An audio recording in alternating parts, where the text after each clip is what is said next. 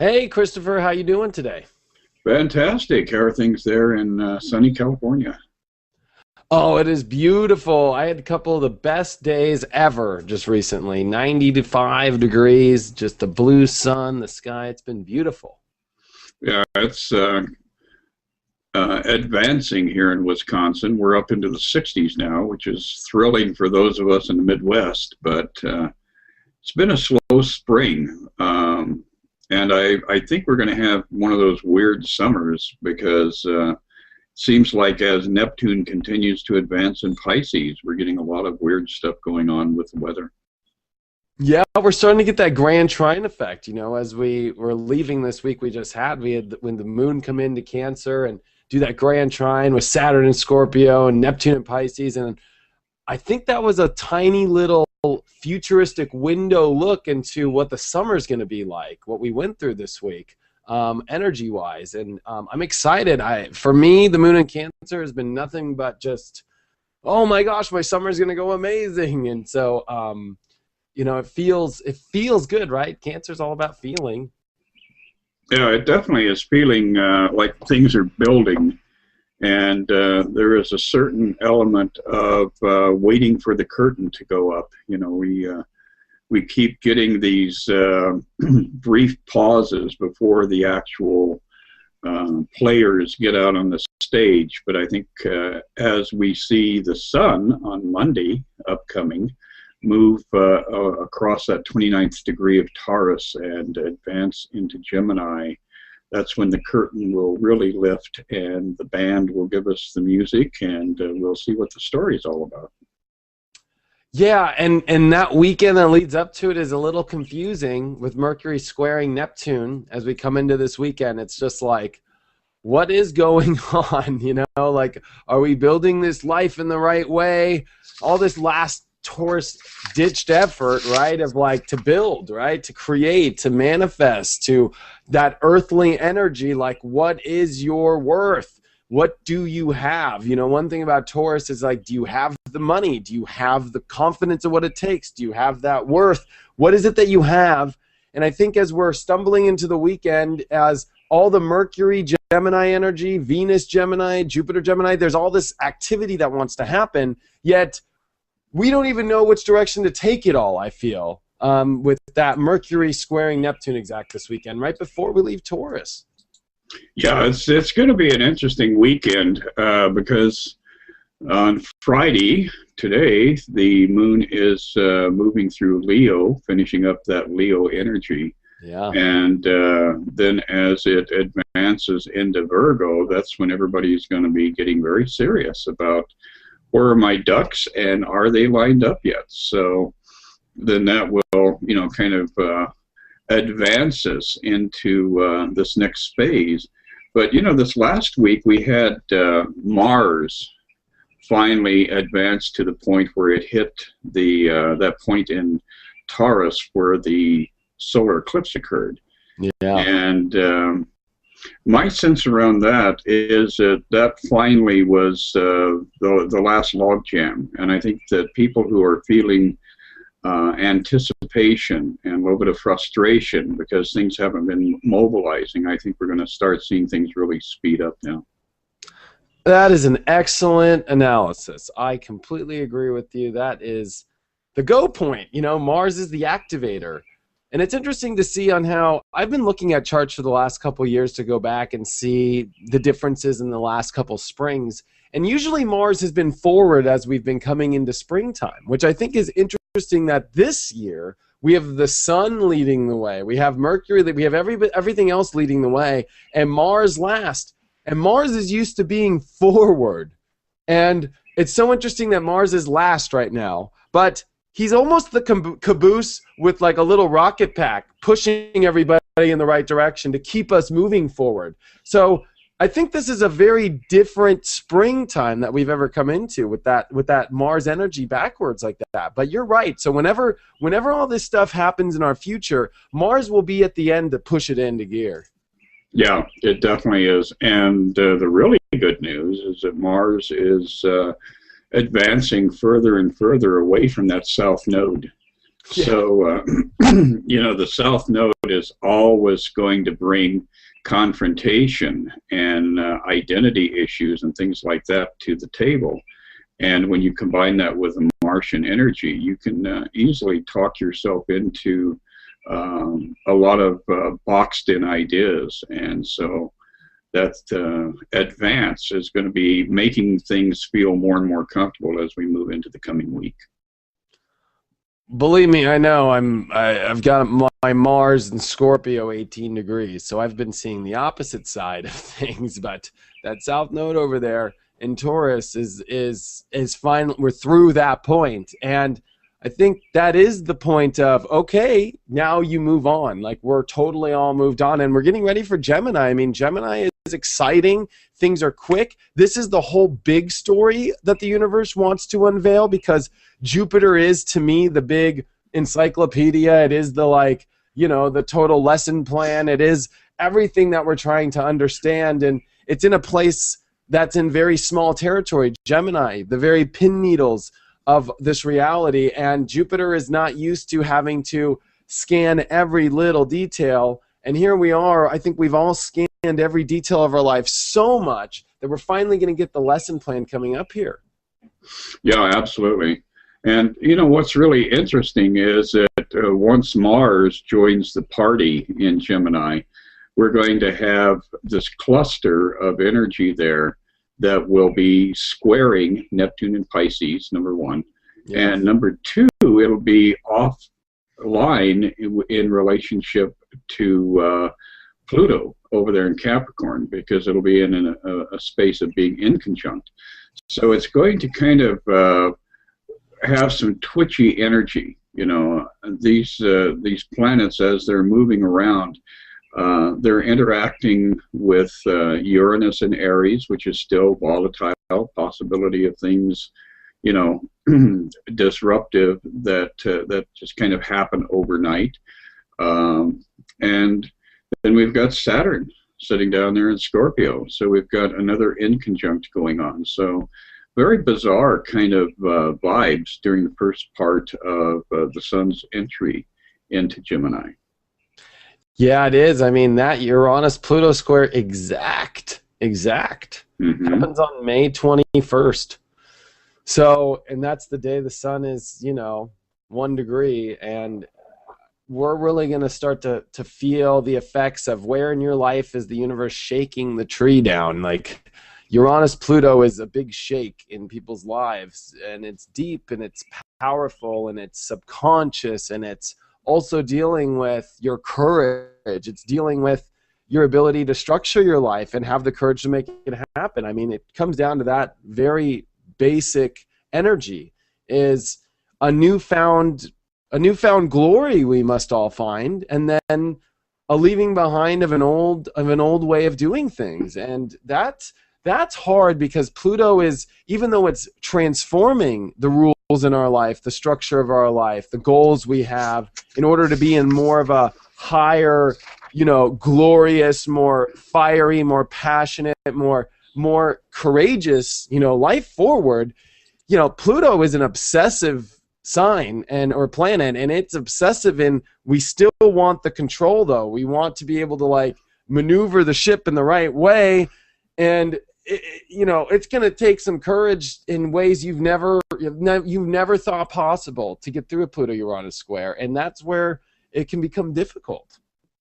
Right, and it also has the effect of people who are already under stress. It adds that additional edge, and we've seen this repeated over and over again with these acting out, with people showing up and firing weaponry into crowds and setting off bombs and things like this. And this energy is going to be around for a little bit longer. So if you know somebody who does have emotional issues, who is under a lot of stress, the thing to do is be proactive and be supportive of them in a positive way, and kind of give them the anchor that they need, because they can, go floating off into a very chaotic set of conditions. I've been using your term anchor with Saturn a lot. I have to give you salutations for that that description. And with Saturn in Scorpio, we are all anchored in our dark shit. Oh, yeah, absolutely. It's like, so how funny that 2012 happened. I'm a big believer in December 21st, 2012, and I know you are too, Chris. And you know, I think it's interesting that the universe throws us with our anchors in our dark shit, you know, a Pluto-Uranus square to like force us to come into these new lives and all that.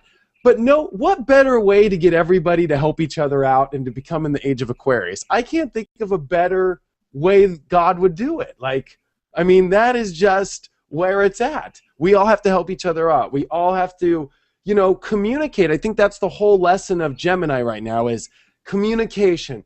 Let's all let it out, and let's not let it out but forget about spirit, right? Neptune and Pisces. I think that's the lesson is if we're going to communicate, it might be challenging, but bring spirit to the table. And I think that's why spirituality, especially people who are in spirituality or practitioners or healers, you know, don't have this conflict because we understand the facts, but we make sure we listen to spirit. That's why I think we can get through this a little easier. But if you're having trouble in your life, it's as simple as that, realizing that you will not understand everything unless you add spirit to the equation. Yes, and unless you reach out to people around you and dialogue about what it is that's causing the fear or the confusion or, you know, stress appearing in all of its different manifestations. But so yeah, Monday is going to be a big day. We've got the edge of the 29th degree as the sun is setting on that 29th degree, and that's always a catch-up point, and it can be very, it's almost like it condenses energy. So everything that's been going on during this passage of the last 28 days through Taurus is we're going to get a fast review on Monday and make some decisions about whether or not we were doing the things that we should be doing in order to facilitate the evolution of the universe. Yeah, this is a week of like change, right? Because Gemini is mutable. There's change to be had. Mercury and Venus hook up this week. So there's going to be a lot of clarity as far as, especially on what we went through last year, that Venus eclipse, right, and that Venus retrograde last year. This is in the area of where it all happened. So this is kind of bringing forth last year and events that happened, relationships. I mean, I think it's very important to really focus on the relationships. I think it's interesting with you and I, Chris, that last year, you know, you and I were talking and becoming friends at this point last year deeply, and here we are doing this now. And I would say that our friendship keeps peaking, and I think it's interesting if for people to look in their life and really start to look at the relationship patterns to really start to understand what's been happening here in this May time. This May time, the universe did a lot of rearranging in destiny and in connections, and I think that we come into more clarity of that this week. Yeah, absolutely. I think that what's going on is we're seeing more deeply into the heart and mind of those around us, and Gemini likes to do that, you know. And as you mentioned, Wednesday, Thursday of this coming week, we'll have that conjunction of Mercury and Venus in Gemini. The sun will be spreading its warmth through the sign, and you know, all of that energy, of course, is going back up into that square to Neptune and Pisces, and we're learning how to not so much make judgments but to practice discernment. And we realize that we've got the wrong people around us, the people who aren't giving us the affirmative support with our spirituality, then it's time to perhaps disengage a little bit. I don't advocate dumping people, but I think that sometimes we can create a little distance so that we can continue to have clarity in watching what's going on with those relationships. Relationships, I would say, is one of the big things of this week, and I think it reflects exactly what we were talking about, how we're all going through our stuff. We're all going through dark shit. We're all going through big change. We're all having to break this old life. There it is. The universe offers all the clarity you need with your relationships. Venus has moved off Neptune, you know. Mercury and Venus just really are coming towards Jupiter, the excitement.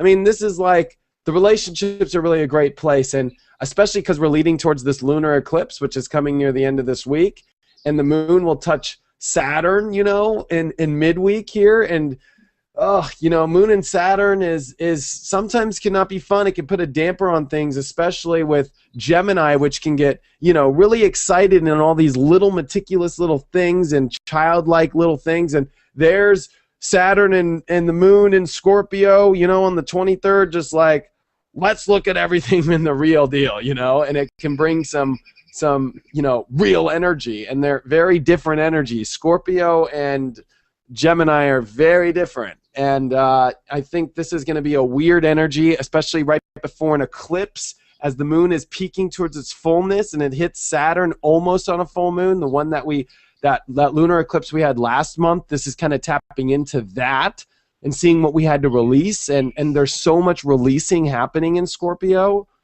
Your relationships get you through. Yeah, they're the ones that show up for you during those rough passages through life. But people really should review their charts. And if you don't have a chart, you can go to astro.com on the web and pull up a chart for yourself and store it on your computer. And it is important that you have the exact time of birth. So, noting that gives you a sense of what your ascendant is. And then you can look at all the different house placements, and you will be able to check where this moon is going to hit in your particular chart as the moon advances into Sagittarius and finishes up its little dance with Saturn.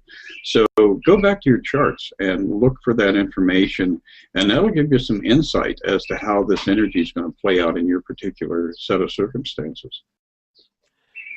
Yep, and there it is, the lunar eclipse happening in Gemini and Sagittarius there, that 24th, as we're coming into that Friday. And of course, we'll do a bigger segment on it in our next show. But, everything is leading towards peaking in the fate, the destiny.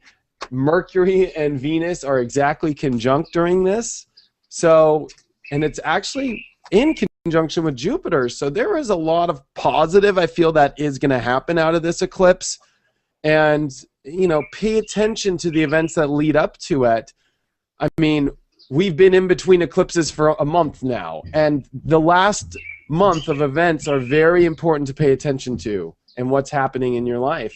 Even the roofers above my head, It's like you got to go with the flow. You got to listen to your gut. You got to come into some mental clarity, though. I think that's what Gemini is all about, is your attitude needs to be right. You cannot get a bad attitude out of all this, You got to have a good one. You got to have a strong one. You got to be clear in your intentions.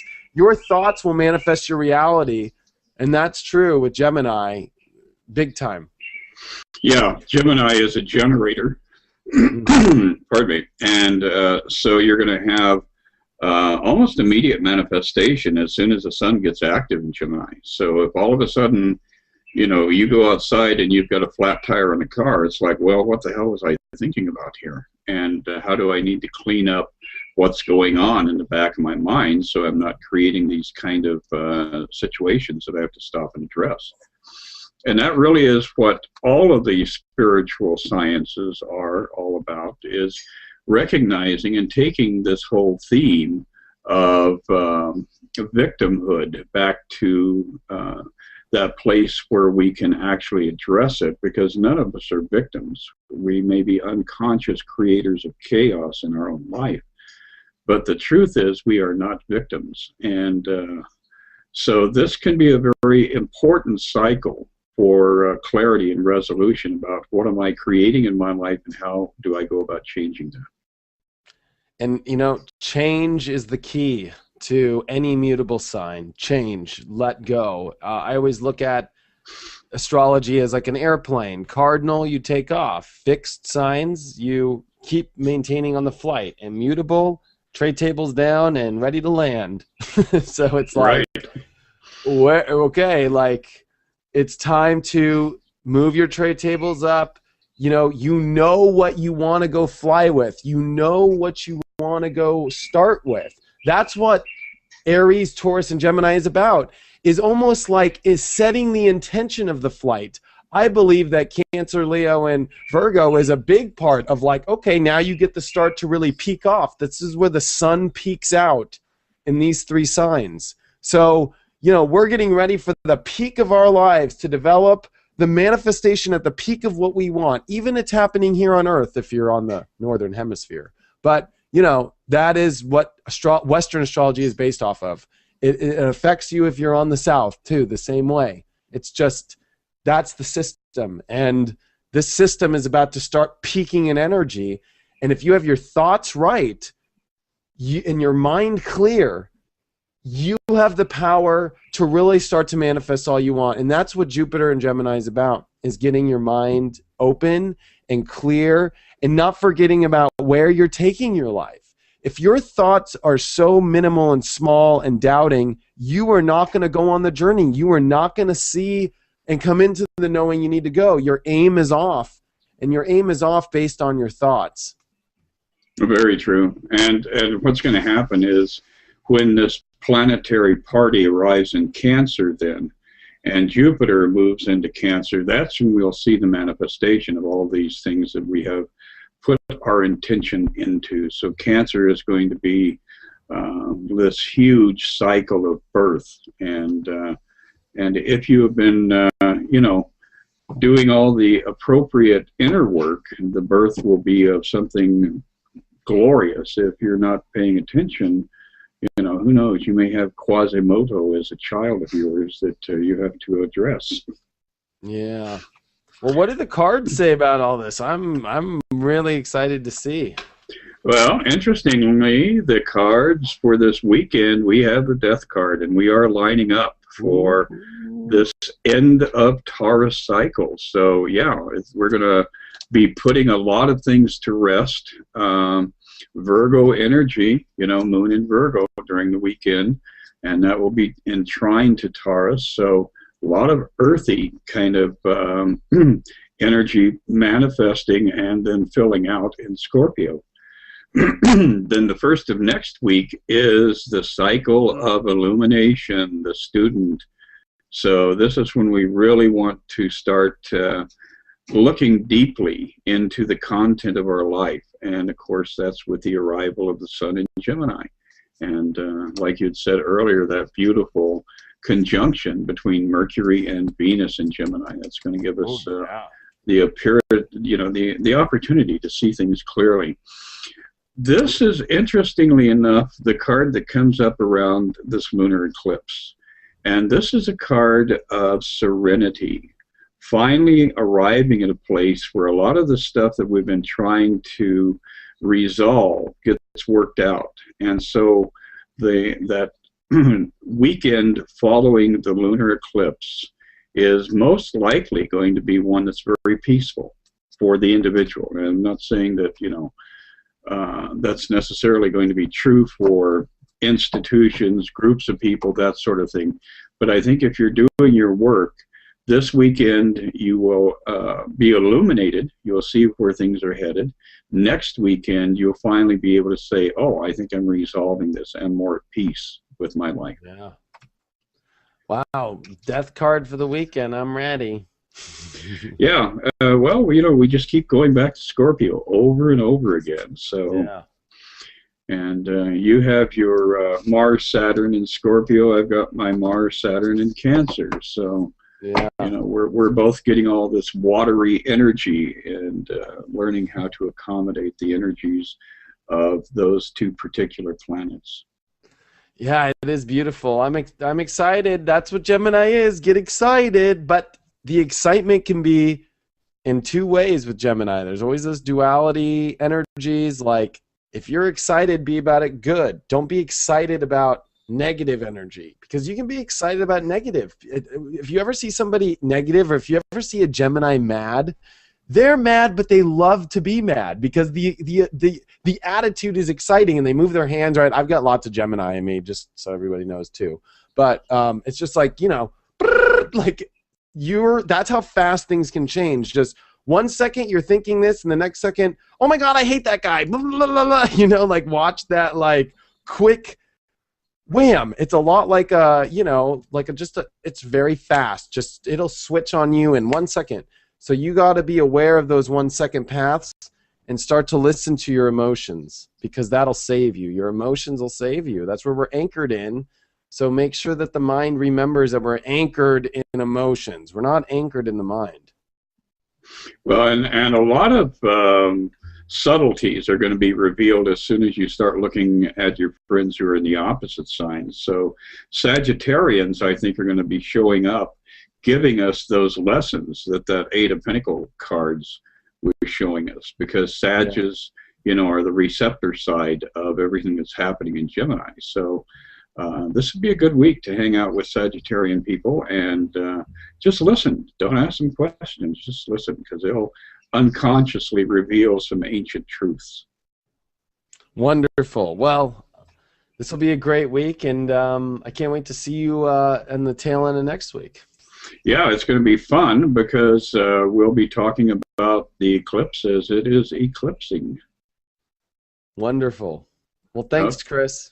Yeah, thank you, David. Take care. And everybody get out there and rock and roll, share the love, and pass it around. All right. Take care, buddy.